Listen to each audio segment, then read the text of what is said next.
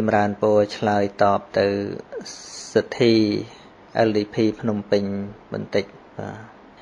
ដែលបានចំណាយកម្លាំងកាយកម្លាំងចិត្តសរសេរយ៉ាងច្រើន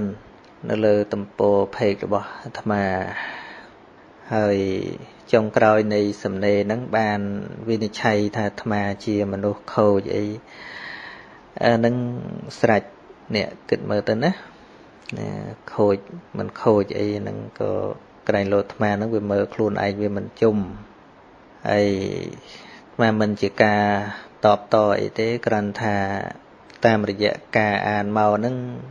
វាល្អហើយមិនល្អទេនិយាយពីគុណប្រសង្ឃឬក៏ការធ្វើបុណ្យត្រូវធ្វើរាល់ថ្ងៃហ្នឹងណាបើធ្វើបានអញ្ចឹងមែននោះវាល្អណាស់ហើយនិយាយពីវេននោះវេនរាល់ថ្ងៃមួយឆ្នាំ365ថ្ងៃហ្នឹងគិតថាធ្វើរាល់ថ្ងៃហ្នឹងវាអញ្ចឹងហើយត្រូវហើយប៉ុន្តែសួរថាធ្វើបានអត់ណាធ្វើបានអត់ហើយមិនមែនជាការផ្ទាន់នេះទេប៉ុន្តែគាត់សួរថាយើងដែលយល់អញ្ចឹងហ្នឹងមានដាក់វេននៅមុននឹងយើងគិតចេញគំនិតអញ្ចឹងធ្វើជាគំរូអីគេទៅនឹងថ្មអបអសាទរពីព្រោះអង្គរបស់បណ្ឌិតហ្នឹងវាត្រូវមាន4អត្តសុទ្ធិធ្វើខ្លួនឯងសិនអញ្ចឹងណាហើយបរសុទ្ធិបានធ្វើឲ្យគេបរិសុទ្ធតាមដែរហើយបើធ្វើអញ្ចឹងមែននោះបានអញ្ចឹងមែនទៅមិនបាច់មានបុណ្យប្រជុំបិណ្ឌធ្វើអីទេមែនណាឯកភាពគ្រប់គ្រងប៉ុន្តែពុព្វបរោះយើងនឹងឃើញមនុស្សវាមិនដែលទៅធ្វើនោះបានបង្កើតទៅជាកាន់បិណ្ឌ15ថ្ងៃហ្នឹងហើយរឿងថាអាត្មាអភិរក្សវប្បធម៌ប្រពៃណីហ្នឹងអីក៏អភិរក្សម្លេះអាត្មាដូចជាមិនមានកន្លែងណាដែលអាត្មាថាអភិរក្សទេបើអភិរក្សអាត្មាថាឲ្យយល់គោលបំណងរបស់ចាស់ចាស់ដូចជាបោះបាយបិណ្ឌអីអាត្មាគ្មានគ្រប់គ្រងអីទេអត់មានគ្រប់គ្រងអីសោះហ្មងប៉ុន្តែអាត្មាគ្រាន់តែនិយាយកណ្ដាលដើម្បីឲ្យអ្នកទាំងអ្នកអត់ធ្វើទាំងអ្នកធ្វើនឹងស្ដាប់បានហើយយកមកពិចារណាទាំងអស់គ្នាថាតើគោលបំណងរបស់ចាស់ដែលនាំឲ្យធ្វើនឹងវារមិចបើនាំឲ្យធ្វើត្រូវដឹងថាវាសុទ្ធតែមានគំនិតអប់រំអ្នកដែលបង្កើតហ្នឹងប៉ុន្តែយើងវាមិនព្រមបញ្យល់អាតំនឹងធ្វើស្អីវាត្រូវមានការចំណាយឥឡូវឧទាហរណ៍ដូចជាយើងផ្សាយវិទ្យុយើងសួរថាអស់លុយអត់អស់ហើយសម័យពីដើមមានវិទ្យុផ្សាយអត់ថាអត់ទេមានទូរទស្សន៍ផ្សាយអត់ថាអត់ទេអញ្ចឹងដើម្បីបានមនុស្សទៅវត្តហ្នឹងបានជាគាត់បង្កើតកម្មវិធីនេះកម្មវិធីនោះប៉ុន្តែបើសិនជាយើងជាប់ត្រឹមតែកម្មវិធីវាអត់បានប្រយោជន៍ទេមានស្ដាប់ទេមានស្ដាប់មកនិយាយអញ្ចឹងទេថ្មថាអាការបោះបាយបិណ្ឌហ្នឹងវាគ្រាន់តែជាកន្លឹះនាំមនុស្សទៅវត្តប៉ុណ្ណឹងទេថ្មមានដែលថាហ្នឹងវាល្អឯណាវាមានតែប្រឡាក់វត្តវាមានតែប្រឡាក់សេនាសនៈហើយវាខាតបងទៅទៀតប៉ុន្តែប្រសិនបើការលះបង់របស់បន្តិចបន្តួចហ្នឹងវាអាចបដូរជំនួសនៅការអប់រំដ៏សមស្របបានអាហ្នឹងគឺមិនអីទេណាការចំណាយគួរតែចំណាយប៉ុន្តែជាកិច្ចដំបូងទេណាអាហ្នឹងដឹកនាំមនុស្សល្ងងតែក្រោយតែគេយើងយល់ហើយលះបង់វាចោលទៅដូចជាអានិសង្ឃដែលយើងលើកមកហ្នឹងថាតាមពិតពុទ្ធអត់មានសម្ដែងឲ្យជាប់អានិសង្ឃទេប៉ុន្តែព្រះអង្គសម្ដែងអត់សួរតែព្រះអង្គសម្ដែងអត់សម្ដែងមិនបានព្រះអង្គសម្ដែងថាហ្នឹងដំបងសម្រាប់មនុស្សដំបងហ្នឹងឲ្យវាក្រៀកចេញពីរបស់មួយអាកក្រិចខ្លាំងមែនតេនហ្នឹងឲ្យវានៅសល់កក្រិចបន្តិចទៅមិនក៏វាបានប្រយោជន៍ខ្លះដែរប៉ុន្តែយើងមើលអនុពពីកថាដែលព្រះសម្មាសម្ពុទ្ធសម្ដែងព្រះអង្គសម្ដែងណាអានិសង្ឃទានប៉ុន្តែព្រះអង្គវាមិនមែនជាប់ងាប់កាលានៅនឹងនៅពេលដែលចប់អានិសង្ឃទានព្រះអង្គនិយាយពីសិលម្ដងណាដោះខាត់កាយវិចារនោះវាបានចេះអញ្ចឹងមនុស្សដំបងហ្នឹងវាឃើញអាហ្នឹងអានិសង្ឃហ្នឹងណាបានធ្វើមនុស្សភ្លាមហ្នឹងទៅនិយាយនិព្វានអត់ខ្លួនហ្មងហ្នឹងយកវាមិនបានទៅអនត្តាត្មងហ្នឹងវាយកវាមិនងាយបានអញ្ចឹងបានវាមានការចាប់ផ្ដើមព្រះធម៌ហ្នឹងព្រះអង្គសម្ដែងដូចជាច្រាំងសមុទ្រអញ្ចឹងវាទេណាចុះទៅបន្តិចម្ដងទៅជ្រៅទៅអញ្ចឹងបានរួចមកបានព្រះអង្គសម្ដែងសេចក្តីសុខក្នុងឋានសួគ៌ទៀតដែរណាព្រះអង្គសរសើរដំបូងណាសរសើរហ្នឹងគ្រាន់តែប្រៀបធៀបឯងសុខតិចសុខច្រើនអីប៉ុណ្ណឹងប៉ុន្តែព្រះអង្គមិនមែនថាជាបរមសុខទេគ្រាន់តែប្រៀបមកមនុស្សហ្នឹងវាគ្រាន់បើជាងអញ្ចឹងមនុស្សវាឃើញទៅនោះវាដកពីតំណេះសិន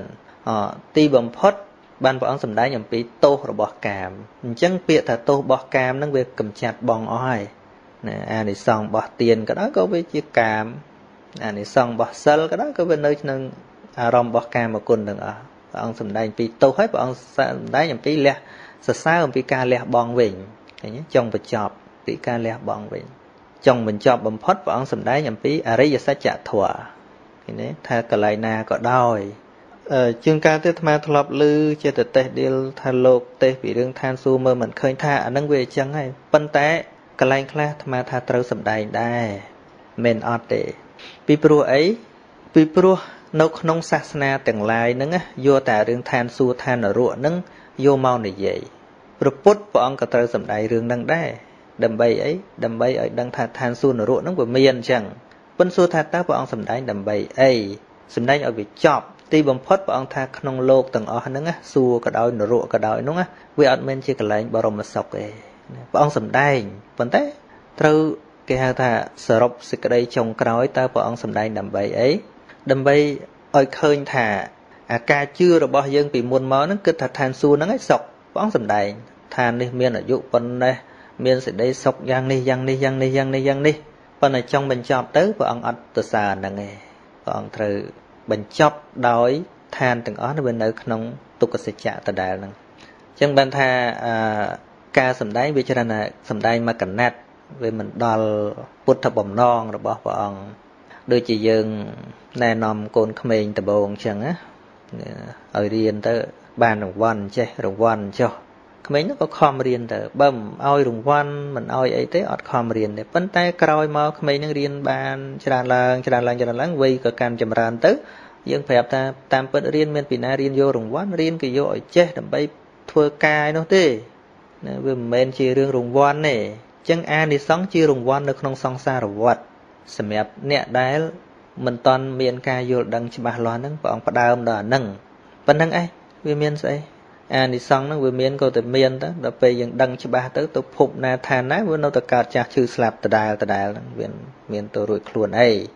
ហ្នឹងថ្មអត់មានអីសម្រាប់បន្ថែមទេអ្នកសរសេរហ្នឹងបានល្អច្រើនហើយប៉ុន្តែគាត់ថាសរសេរលើเพจថ្មទៅហើយក៏ថ្មនិយាយបន្តិចទៅចុះហើយយល់ថាថ្មជាបែបណាថ្មអត់មានគិតថាវាយ៉ាងម៉េចទេស្រេចលើអ្នកនិយាយហើយការងារអាត្មាធ្វើបានប៉ុណ្ណាក៏ធ្វើតែប៉ុណ្្នឹងខ្លួនតែមួយហ្នឹងក៏វាមិនអាចទៅធ្វើអីបានសពគ្រប់នោះទេគិតថាអ្វីដែលល្អអ្វីដែលគំនិតល្អអាត្មានៅតែធ្វើអញ្ចឹងហ្នឹងហើយម្យ៉ាងទៀតគំនិតល្អរបស់យើងហ្នឹងវានៅតែល្អអញ្ចឹងមិនអីមិនល្អទេបើគ្រាន់ថាបើកាលណាយើងបង្ខំពេកវាអាចដាច់ដូចពិន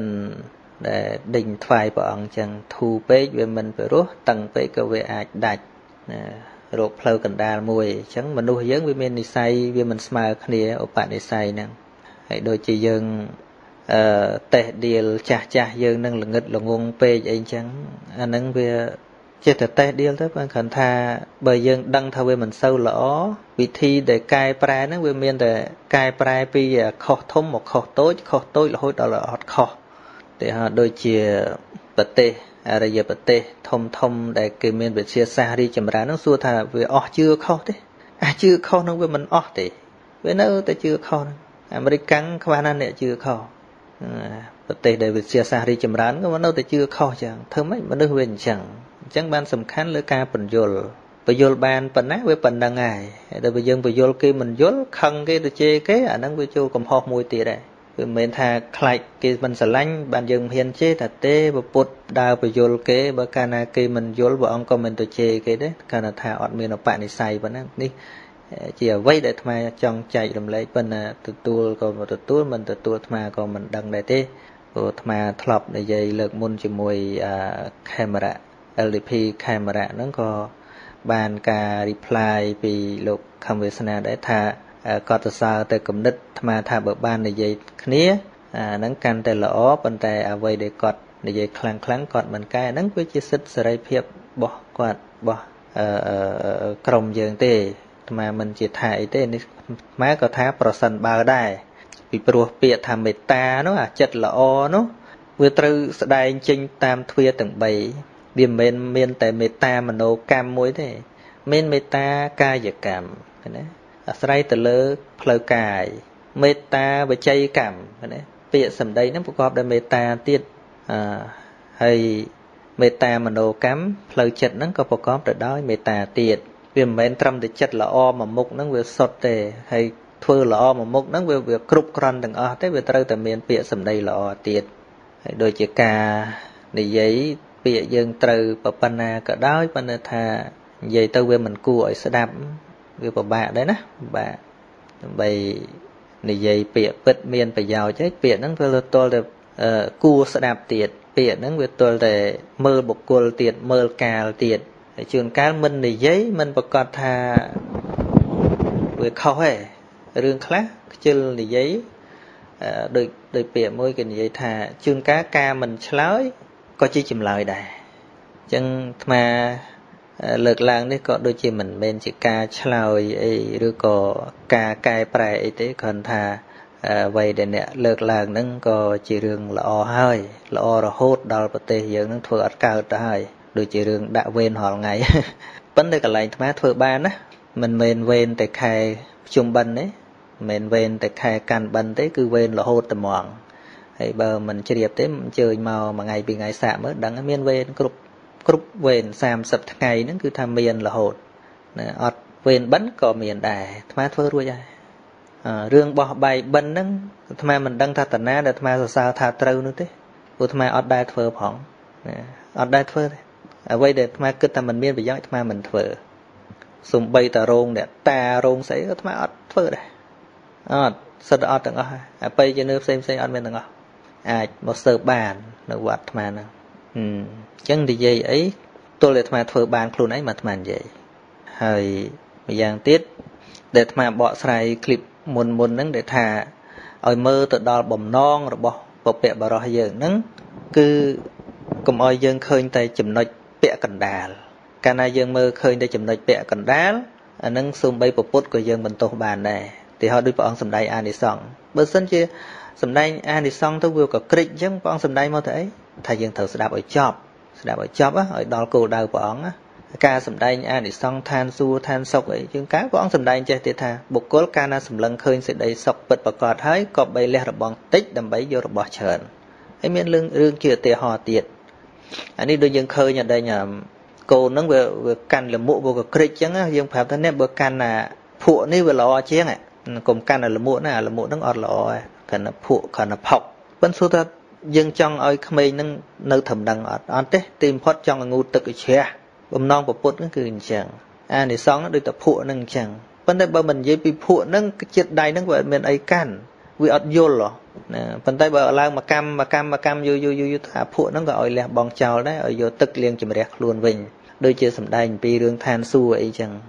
ជាការពិតដែរធម្មកថាភាគច្រើនលោកទេត្រឹមឋានសួគ៌ត្រឹមអានិសង្ឃហ្នឹងវាជារឿងពិតអញ្ចឹងហើយប៉ុន្តែថាអ្វីដែលយើងគួរបន្ថែមហ្នឹងគឺទៅវាខុសទេឲ្យខុសទាំងស្រុងវាមិនខុសទេបើមកពីសម្ដែងវាមិនដល់ការពិតតែប៉ុណ្្នឹងឯងពីព្រោះអាហ្នឹងក៏ព្រះអង្គសម្ដែងដែរពីរឿងអានិសង្ឃហ្នឹងប៉ុន្តែគ្រាន់តែព្រះអង្គមិនជាប់ត្រឹមហ្នឹងដូចជាអាត្មាលើកពីរឿងឧទាហរណ៍បាចលាជឬក៏ស្អីហ្នឹងសម័យមុនវាអត់មានឧបករណ៍អីសម្រាប់ផ្សព្វផ្សាយសម្រាប់ដូចយើងឥឡូវហ្នឹងទេបើមិនបង្កើតជាកម្មវិធីអញ្ចឹងវាអត់មានអីសម្រាប់ឲ្យមនុស្សតាក់ទាញចិត្តអញ្ចឹងពិធីទាំងអស់ហ្នឹងវាគង់តែបាត់ទេប៉ុន្តែគ្រាន់តែវាមុននឹងឲ្យបាត់ហ្នឹងឧទាហរណ៍ថាយើងចង់បំបត្តិមួយហ្នឹងគោលគំនិតអាត្មាទេចង់បំបត្តិមួយហ្នឹងយើងត្រូវឲ្យមនុស្សយល់ដឹងរឿងអីធ្វើអីឲ្យប្រសើរជាងបញ្ចូលអាគំនិតហ្នឹងឲ្យវាបានសិនតែបើយើងបំបត្តិទាំងអស់មនុស្សដែលមិនតាន់មានការយល់ដឹងវាតោងយកអីមួយទៀតបាត់ហើយរបៀបដូចជារាល់ថ្ងៃហ្នឹងអញ្ចឹងអាត្មាមិនមែនជាការប្រកាន់ពូជសាសន៍អីទេដល់តែពេលឃើញប្រពៃណីខ្មែរហ្នឹងវាមិនល្អអីអ្នកខ្លះលែងទាំងចង់ដាក់ខ្លួនឯងជាខ្មែរទេរាល់ថ្ងៃវាខ្វះការបញ្យល់ដល់ខ្វះការបញ្យល់ទៅមនុស្សចាប់យករបស់គេថាល្អយើងមើលដូចអាត្មាថាអញ្ចឹងប្រសិនបើ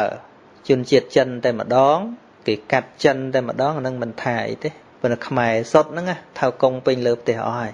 ហ្នឹងមកពីអីមកពីយើងអត់មានមោទនភាពខ្លួនឯងទេអ្វីដែលធ្លាប់មានមកជាងការបណ្ណានៅតែប៉ុណ្ណឹងប្រកាន់តែប៉ុណ្ណឹងអត់កែប្រែវាឬក៏អភិវឌ្ឍវាឲ្យវាមានភាពតាក់ទាញហ្នឹងអត់ទេតែអញ្ចឹងទៅអស់ហើយស្អីដែលជាសម្គាល់របស់ខ្មែរហ្នឹងវាបាត់អស់ហើយ ថ្មមិននិយាយអីតទៅទៀតទេគ្រាន់តែលើកឡើងថាថ្មអីក៏អភិរក្សម្លែថាស្ដាប់យកចិត្តទុកដាក់បន្តិចទៅមើលអាចុងបញ្ចប់ដែលថ្មនិយាយផងដូចជាអ្វីៗដែលសម្គាល់របស់ខ្មែរវាគួរតែរក្សាដែរដូចជាលបែងលបាំអីចឹងដូចជាប្រហែលឆ្នាំមុនដែលអាត្មាទៅអូស្ត្រាលីដល់ពេលដែលគេប្រគំតន្ត្រីប្រគំអីហ្នឹងលោកចវាយក្រុងលោកគាត់គិតថាបើទៅរំលោតកញ្ឆែកឆេងនឹងគេវាមិនឈ្នះគេទេគាត់យកលបាំគោះត្រឡោកខ្មែរហ្នឹងទៅរំដឹងមិនគេទះដៃច្រើនជាងគេហ្នឹងគេអស់ចាថងយកត្រឡោកទៅធ្វើកើតហ្នឹងឃើញរបស់អញ្ចឹងវាអត់មាន modern វាអត់មានអីទេប៉ុន្តែយើងអាចបង្ហាញគេថាយើងជាខ្មែរហ្នឹងបានតាមរបៀបវប្បធម៌តាមរបៀបប្រពៃណីរបស់យើងខ្លះហើយដូចថៃអញ្ចឹងគេមករៀនពីយើងដល់គេទៅបង្ហាញថារបស់ថៃដូចជាការសំពះគ្នាអីចឹងឥឡូវចេញតែជំរាបសួរសវ៉ាឌីខាប់មករបស់ថៃបាត់ខ្មែរឯងជួបគ្នាចាប់អាលាក់ដៃបាត់អស់បាត់អត្តសញ្ញាណអស់ណាហ្នឹងក៏យើងត្រូវតែព្រួយបារម្ភដែរអាទៅហ្នឹងយើងបង្កើតបានទីបំផុតយើងអត់ប្រើថៃយកទៅប្រើធ្វើរបស់គេនឹងយើងបានគិតអត់ហ្នឹងគ្រាន់តែចំណុចបន្តិចអាចំណុចល្អណាប៉ុន្តែជំនឿផ្ដេសផ្ដាស់ហ្នឹងវាមិនគួរធ្វើមែននឹងឯងអ្នកលើកឡើងហ្នឹងអាត្មាមិនជាជំទាស់អីទេអាត្មាក៏កំពុងតែបញ្យល់មនុស្សរឿងហ្នឹងដែរហើយវិធីដែលល្អមែនទេហ្នឹងមានតែបញ្យល់មនុស្សបរៀនមនុស្សឲ្យមនុស្សឈប់ល្ងងទៅវាលែងទៅជឿផ្ដេសផ្ដាស់ទៅហើយជាមួយនឹងចំណេះចេះដឹងហ្នឹងបញ្ចូលសមាទិដ្ឋិនៅក្នុងហ្នឹងរឿយដូចជាជំងឺយើងអញ្ចឹងវាជំងឺយើងវាជំងឺរ៉ាំរ៉ៃវាត្រូវព្យាបាលយូរ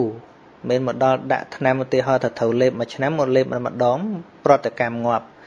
ដល់យើងនិយាយខ្លាំងទៅមានស្អីមានតែពាក្យជេរត្រឡប់តបតគ្នាទៅមកអាត្មាជាឃើញវាអត់បានគេស្ដាប់ហើយ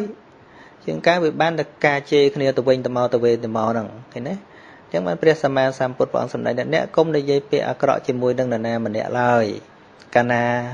អ្នកនិយាយពាក្យអាក្រក់ការតបតដោយពាក្យអាក្រក់ត្រឡប់មកអ្នកវិញជាធម្មតាហើយចំណុចទៅហ្នឹងក៏ក្រុម LDP ថាអ្នកខ្លះខ្លាចគេមិនស្រឡាញ់ខ្លួនមិននិយាយថាមិនអញ្ចឹងទេគេហៅថាការតំណាក់តំណងគ្នាការចរចាការធ្វើ communication ណាតំណាក់តំណងហ្នឹងពាក្យសម្ដីដែលនិយាយឲ្យចុះសម្រុងគ្នាហ្នឹងបើវាចូលទៅដល់គំនិតហ្នឹងបានងាយចុះបើប៉ាត់ណីមកក៏ហមមុខដាក់គ្នាបាត់ហើយវាទៅធ្វើម៉េចពាក្យត្រូវមិនក៏ដោយបើកាលណាជះទៅគេខ្លាំងពេកទៅអាហ្នឹងគេទទួលអត់បានអាហ្នឹងធ្វើម៉េចដល់ហើយទៅតាំងតឹងទ្រូងមិនបើគេមិនស្ដាប់មិនក៏ល្ងងម៉េះថារឿងយើងចេះវាចេះហើយប៉ុន្តែអាវិធីសាស្ត្រដែលយើងបញ្ចូលចំណេះឲ្យគេនោះអញ្ចឹងមកគេឲ្យរៀនគរុកុសលតែប៉ុណ្្នឹងទេអាត្មានិយាយនៅតែរសាចំហដែលនិយាយប៉ុណ្្នឹងឯងបើអាត្មាមិនទៅតបតអីតនេតនាអីទៀតអត់ទេបើធ្វើបានដូចនិយាយហ្នឹងល្អហើយបាទបរានពរហើយអងប្រុសស្រីទាំងឡាយអើយកុំភ្លេចឡើយផ្លូវល្អគឺធម៌ព្រះពុទ្ធ